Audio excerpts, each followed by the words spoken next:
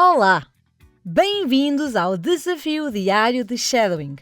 Eu sou a Sílvia e nos próximos minutos vamos praticar juntos português europeu. Vou dizer 2 vezes cada frase para repetires em seguida, tentando copiar o ritmo, a pronúncia e a entoação. No final, vou dizer as frases todas em velocidade normal. Vamos a isso? O Luís acorda. O Luís acorda. Sai da cama. Sai da cama. Tira o pijama. Tira o pijama. Olha para a roupa. Olha para a roupa. Veste uma camisola. Veste uma camisola. Veste umas calças. Veste umas calças. E calça os chinelos. E calça os chinelos. Vai à cozinha. Vai à cozinha. Pega numa tigela. Pega numa tigela. Deita leite quente. Deita leite quente. E mete cereais. E mete cereais. Pega numa colher. Pega numa colher. E mistura tudo.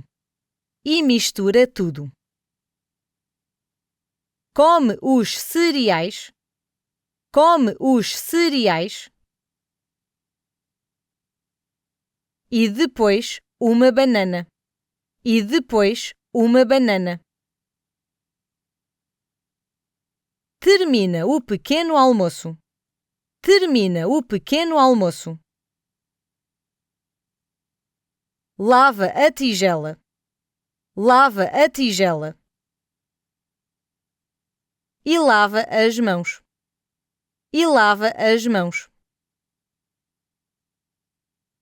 Tira os chinelos. Tira os chinelos. E calça os sapatos. E calça os sapatos. Pega na mochila. Pega na mochila.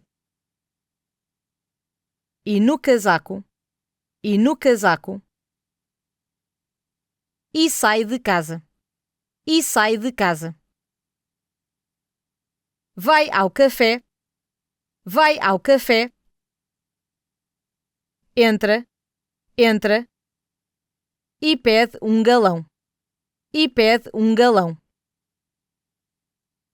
Agora vou ler em velocidade normal. O Luís acorda. Sai da cama. Tira o pijama.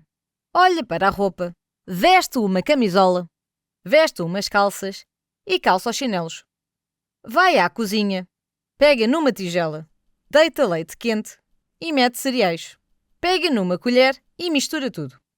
Come os cereais e depois uma banana. Termina o pequeno almoço. Lava a tigela e lava as mãos. Tira os chinelos e calça os sapatos. Pega na mochila e no casaco e sai de casa. Vai ao café, entra e pede um galão. Chegamos ao fim do desafio de hoje.